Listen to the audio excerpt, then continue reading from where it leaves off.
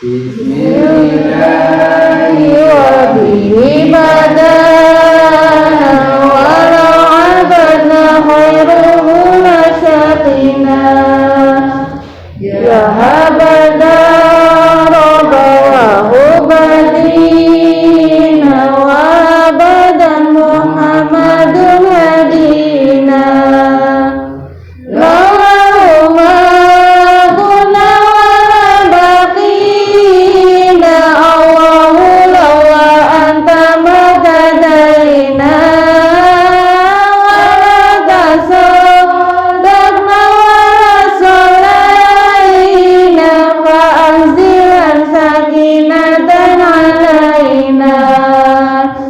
Wasabitil aqdama ilaqaina nahnul ulaja'uka muslimina wal musyrikuna qad baghaw alaina ila aradu fitnatan abaina wa qadada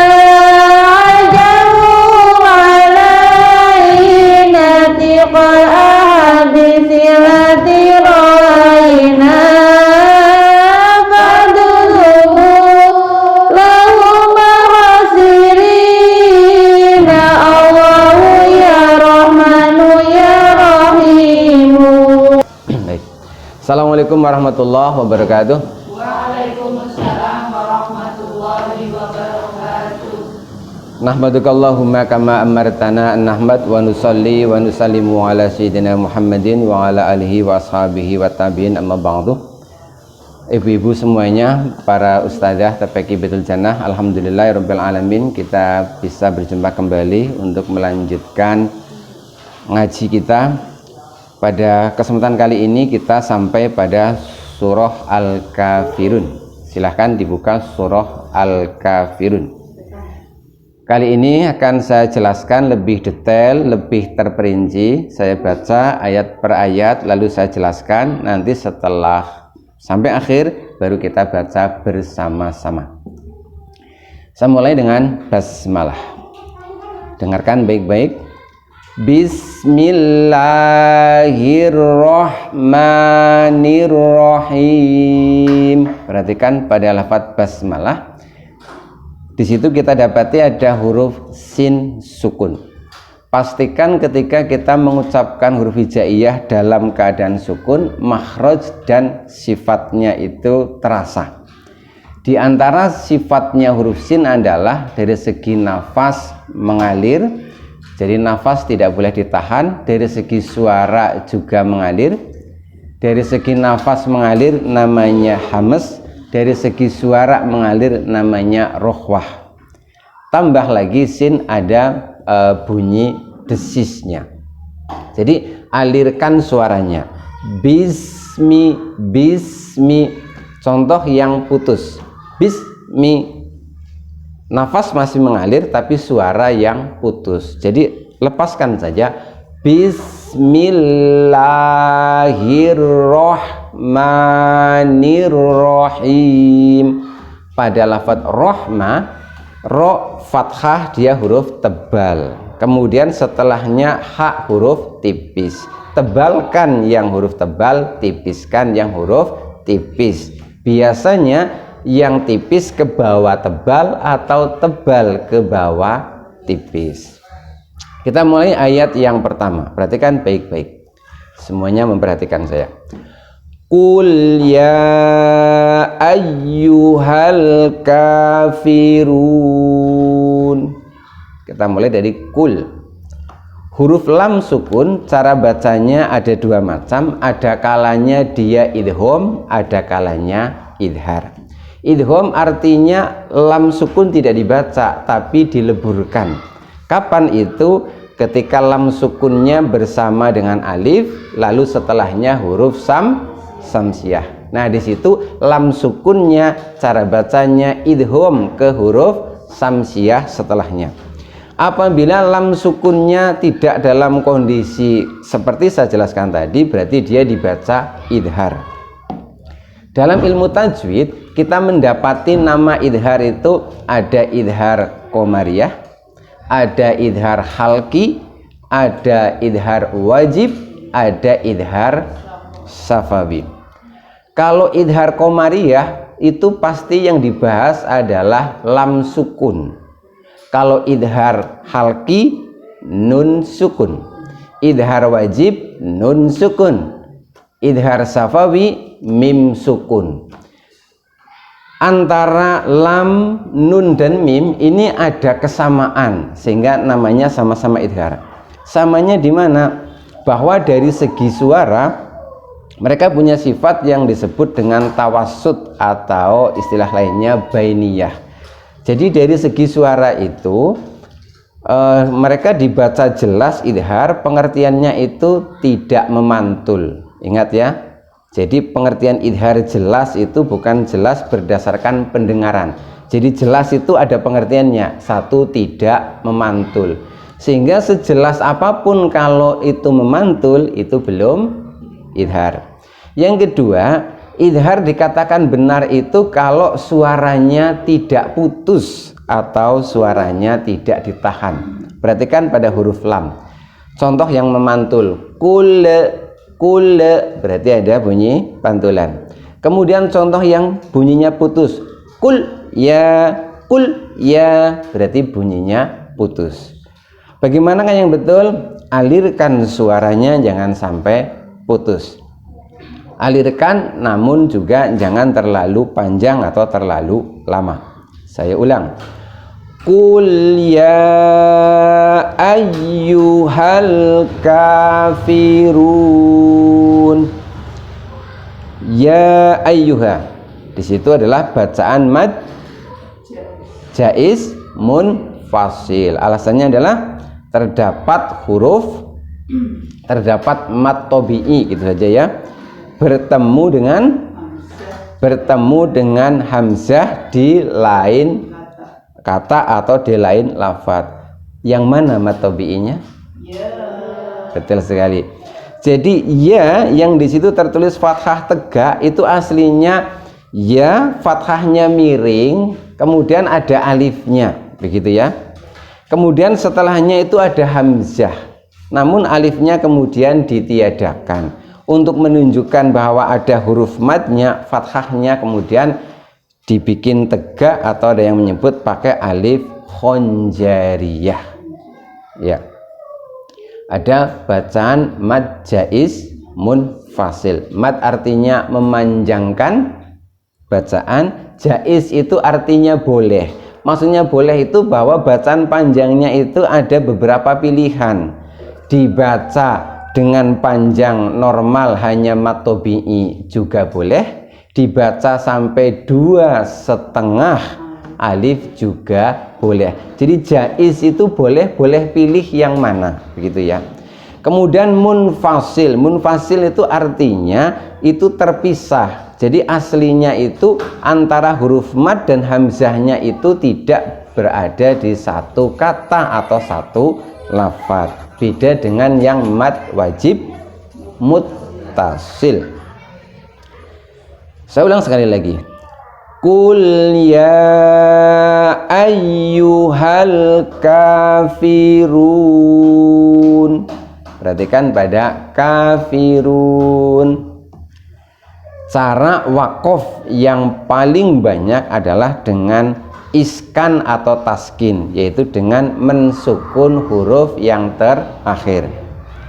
Jadi dalam bahasa Arab itu telah menjadi kaidah dalam bahasa Arab bahwa dari dulu itu orang Arab itu kalau membaca, mengucapkan kata-kata pasti huruf depannya berharokat, huruf terakhirnya sukun. Jadi kalau memulai itu hidup, kalau mengakhiri itu sukun. Sukun itu bukan mati, ya. Mengawali dengan harokat fathah, kasroh atau dhammah, mengakhirinya dengan sukun. Maka itu kemudian menjadi kaidah waqaf, di mana-mana waqaf itu adalah dengan mensukun huruf yang terakhir. Kemudian pada kafirun di situ ini masuk kategori, ini contoh mad arid lis sukun, yaitu bacaan panjang yang terdapat pada satu lafadz di mana di situ bacaan panjangnya bertemu huruf yang disukun, tapi sukunnya bukan asli, tapi sukun karena waqaf. Berikutnya ayat yang kedua, perhatikan baik-baik. La a'budu ma ta'budun. Perhatikan pada huruf ain sukun. Huruf ain sukun kalau dari segi nafas tahan, namun dari segi suara lepas. Nafasnya ditahan tapi suaranya lepas. Kadang-kadang tanpa kita sadari nafas dan suara itu ketahan dua-duanya, seperti ini, la a'budu. Nah, berarti itu nafas dan suara tertahan. Yang ditahan apa tadi? Nafasnya, suaranya tetap lepas. Perhatikan sekali lagi, la begitu ya. La a'budu ma ta'budun. Bedakan dengan yang ini, la a'budu ma ta'budun. Ya, yang nafas ditahan itu istilahnya adalah jahar. Sebenarnya jahar itu artinya jelas. Maksudnya jelas adalah karena nafasnya ditahan, jadi suaranya jadi jelas. Kemudian yang nafas dilepaskan di sini namanya adalah rohwah. Tetapi untuk huruf ain itu nafas dilepaskannya berbeda dengan yang lain, artinya dilepaskan tapi tidak terlalu panjang. Maka ain itu lebih tepatnya itu bukan rohwah tapi tawassut atau bainiyah begitu. Tetapi bagi yang membagi sifat dari segi suara dibagi dua, maka mereka memasukkan ain pada kategori rohwah. Tapi ada ulama yang membagi sifat berdasarkan suara dibagi menjadi tiga, ain ini masuk kategori yang tawassut atau bainiyah. Jadi tengah-tengah antara syiddah dengan rohwah. Berikutnya ayat yang ketiga, simak baik-baik. Wala antum abiduna ma a'bud. Perhatikan wawu fathah. Selalu diingat baik-baik bahwa wawu ini termasuk huruf yang makhrajnya ada di bibir, ya. Ada 4 huruf yang makhrajnya di bibir. Ada huruf ba, mim, fa, wawu. Huruf ba dan mim di bibir caranya dengan merapatkan bibir. Kalau fa dengan menyentuhkan atau menempelkan bibir bawah dengan gigi seri atas. Jangan sampai bibirnya itu rapat, karena kalau rapat nanti bukan fa tapi pa. Nah, jadi begitu. Bagaimana dengan wawu? Wawu itu dengan merenggangkan bibir, namun sebelum merenggang itu harus mencucu dulu, begitu ya, seperti mempraktekkan domah. Jadi wa bukan wa, maju mundur, ya. Perhatikan sekali lagi, wala antum. Perhatikan pada antum terdapat nun sukun bertemu dengan ta. Ini contoh dari ikhfa hakiki. Praktek ikhfa hakiki ini gampang-gampang sulit, tapi secara teori itu begini: samarkan dan dengungkan bunyi nun atau tanwinnya bareng-bareng atau bersamaan, dengan itu kita telah siap masuk ke huruf ikhfa setelahnya. Coba perhatikan mulut saya. Ketika saya mendengungkan dan menyamarkan nun, maka ujung lidah saya itu sudah nempel di gigi seri atas. antum. Jadi samarkan dan dengungkan nun sukunnya, bersamaan dengan itu kita sudah siap-siap mengucapkan huruf ikhfa setelahnya. Wala antum. Nah, begitu ya. Jadi prakteknya begitu. Saya lanjutkan. Wala antum abiduna ma a'bud. Perhatikan yang terakhir, lafaz terakhir a'bud. Huruf dal termasuk huruf qalqalah. Huruf yang dalam keadaan sukun itu ada bunyi tambahan berupa bunyi pantulan. Kemudian dari segi lemah kuatnya pantulan, ada kalanya suhro, ada kalanya kubro. Bagaimana membedakannya? Kalau bunyi pantulannya ittisal bersambung, tidak berhenti, berarti dia itu pantulannya sedang, berarti suhro. Kalau bunyi pantulannya berhenti, misalkan karena waqaf, maka qalqalahnya kubro, berarti pantulannya kuat. Kemudian yang juga harus diperhatikan pada huruf qalqalah adalah kita perhatikan huruf tersebut masuk kategori huruf tebal ataukah huruf tipis. Dal ini masuk kategori huruf tarkik atau tipis. Perhatikan sekali lagi. Wala antum abiduna ma a'bud. A'bud. Berikutnya ayat yang keempat. Perhatikan baik-baik. Wala ana abidum ma'abattum. Perhatikan pada lafaz ana. Pada lafaz ana. Kalau bacaan panjang itu istilahnya mad, ini ada bacaan yang tertulis panjang tapi dibaca pendek, itu namanya qosor atau qosr. Seperti halnya dalam sholat itu kan ada qosor, jadi ringkes. Jadi kalau ada bacaan yang tertulis panjang tetapi dibacanya pendek, itu namanya qosor atau qosr gitu. Di antaranya pada lafaz ana seperti ini. Semua lafaz ana dalam Al-Qur'an itu dibaca pendek dalam keadaan wasol dan dibaca panjang dalam keadaan waqaf. Apa sebab? Karena status alifnya berbeda. Dalam keadaan wasol alifnya alif ziyadah atau alif zaidah. Dalam keadaan waqaf alifnya kembali ke alif mad, makanya dibaca panjang. Karena kita bacanya wasol, maka ana kita baca pendek. Berikutnya lafaz abidumma, terdapat tanwin bertemu dengan mim. Ini contoh bacaan idgham bi hunnah. Tanwin bertemu huruf idgham yang 4, salah satunya adalah mim. Praktek idgham bi hunnah bagaimana? Prakteknya adalah tahan dengungkan. Sekali lagi, tahan dengungkan. Kenapa harus didengungkan? Karena di situ terdapat nun sukun atau tanwin yang punya sifat hunnah, dan sifat hunnahnya itu tidak boleh dihilangkan. Sekalipun dia misalkan bertemu dengan huruf ya dan juga wawu.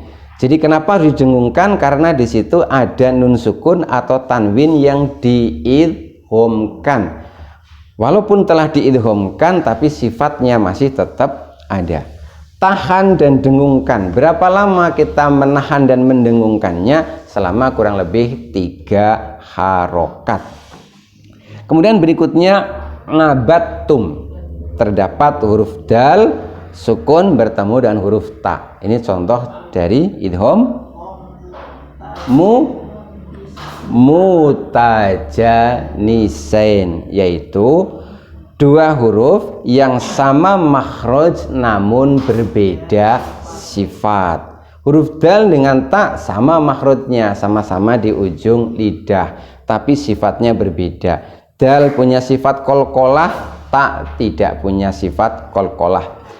Dal itu dari segi suara dan nafas itu berbeda. Dal huruf qalqalah dari segi nafas dan suara sama-sama ditahan. Sedangkan huruf ta dari segi nafas dia hames, lepas. Nah, ketika ada dua huruf sama makhraj, beda sifat bertemu dan huruf pertamanya itu sukun, maka yang sukun harus idgham ke huruf setelahnya yang berharokat. Sekali lagi, ini contoh idgham mutajanisain. Simak sekali lagi. Wala ana abidum ma'abattum. Ayat yang berikutnya, yang kelima, ini mengulangi yang ayat ketiga tadi. Wala antum abiduna ma'a'bud. Ayat yang terakhir, lakum dinukum waliyadin. Perhatikan pada lakum dinukum. Di sini mim sukunnya bertemu bukan sesama mim, juga bukan bertemu ba. Berarti ini contoh dari idhar safawi. Sama seperti lam tadi, mim juga begitu, bahwa mim itu dikatakan idhar, jelas itu satu, tidak memantul. Contoh memantul, lakum, memantul. Juga tidak putus suaranya. Contoh, lakum dinukum, putus. Lepaskan atau alirkan suaranya seperti ini, lakum dinukum waliyadin. Yang terakhir pada lafadz dini. Lafadz dini ini dari segi waqaf ini masuk kategori waqaf hadzf. Hadzf itu adalah waqaf waqaf dengan menghilangkan huruf. Jadi waliyadini aslinya waliyadini, terdapat ya sukun yang dihilangkan sehingga yang kita lihat hanyalah nun kasroh. Jadi aslinya nun kasroh diikuti dengan ya sukun.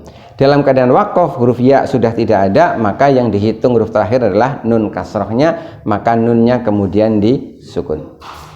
Saya akan baca sekali lagi, setelah itu kita baca bersama-sama. Perhatikan ayat demi ayat. Qul ya ayyuhal kafirun la a'budu ma ta'budun wala antum abiduna ma a'bud wala ana abidum ma'abadtum wala antum abiduna ma a'bud lakum dinukum waliyadin. Mari kita baca bersama-sama dari basmalah. Bismillahirrahmanirrahim.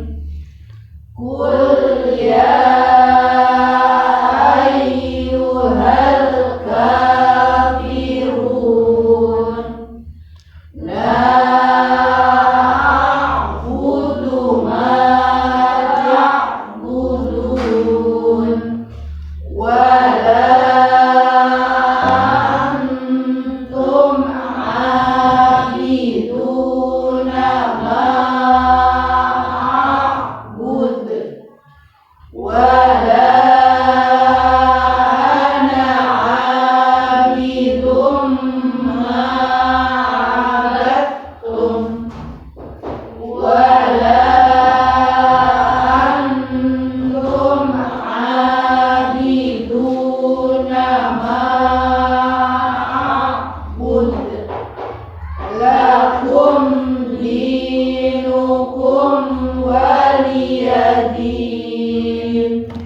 Alhamdulillahirrabbilalamin, kita telah selesai membahas dan membaca surah Al-Kafirun. Mudah-mudahan bisa dipahami. Mudah-mudahan bacaan Al-Quran kita menjadi lebih baik lagi. Insya Allah kita akan lanjutkan pada surah-surah yang lain pada pertemuan yang akan datang. Terima kasih. Billahi taufiq wal hidayah. Wassalamualaikum warahmatullahi wabarakatuh.